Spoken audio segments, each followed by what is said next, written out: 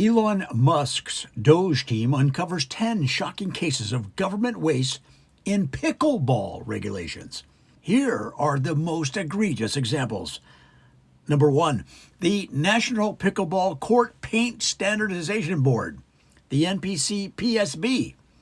This taxpayer-funded board, created in 2019, exists solely to ensure that all pickleball courts' lines are exactly the same shade of green. After 5 years and $87 million in funding, the board has yet to agree on a single shade. They are currently debating whether Forest Emerald is too close to Regal Pine and have spent $4.2 million in consulting fees to Sherwin-Williams for guidance.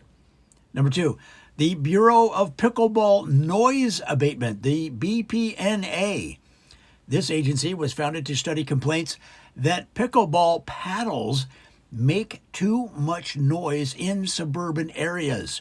Instead of resolving the issue, they spent $12 million on pickleball acoustics summits in Hawaii, where board members tested pickleball sound dampening by playing at beachfront resorts.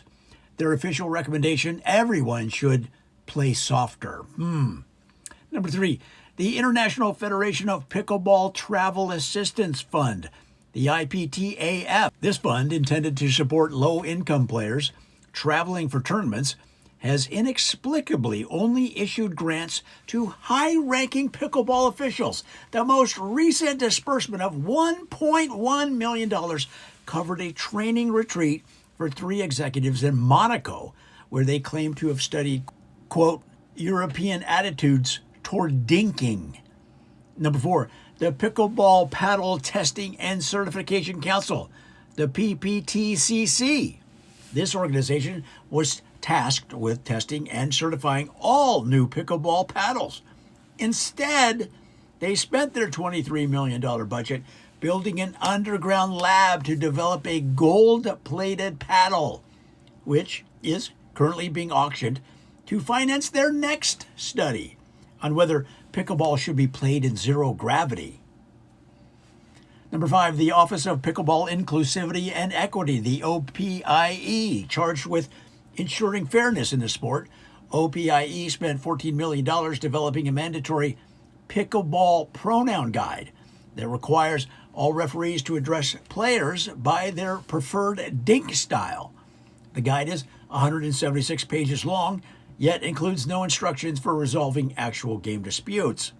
Number 6, the Pickleball Court Expansion Initiative, the PCEI. Tasked with building more courts in urban areas, this initiative has successfully built exactly 1 new pickleball court at a cost of $92 million. The single court is located inside a former post office in Washington, D.C., and is reserved exclusively for lobbyists and senior members of the Pickleball Growth Council. Wow. Number 7, the National Pickleball Hall of Fame Selection Committee, the NPHFSC. Despite receiving $30 million in federal funding, the Hall of Fame Selection Committee has failed to induct a single person. The main issue? They continue to insist that the greatest of all time debate be settled via a 9-month-long think tank study for which they each receive 6-figure salaries. Whew, must be nice. Number 8, the Strategic Pickleball Defense Initiative, the SPDI.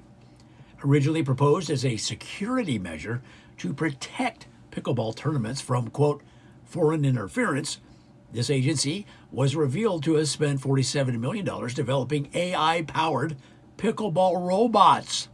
The technology was ultimately scrapped when it was discovered the robots could only play tennis. Number 9, the U.S. Pickleball National Anthem Commission, the USPNAC. Believing that the sport needed its own patriotic anthem, this commission awarded a no-bid contract to a consulting firm led by the commissioner's nephew. The result?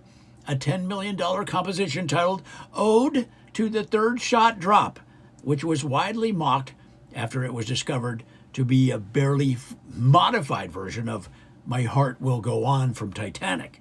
Number 10, the Council for Pickleball Terminology Standardization, or CPTS. This council was created to simplify and unify the language used in pickleball. Instead, they spent $19 million proposing needlessly complicated terminology changes, including renaming the kitchen as the No Volley Culinary Zone and rebranding dinking as strategic paddle putting. Their latest motion is to replace the term pickleball entirely with paddle-paced kinetic engagement.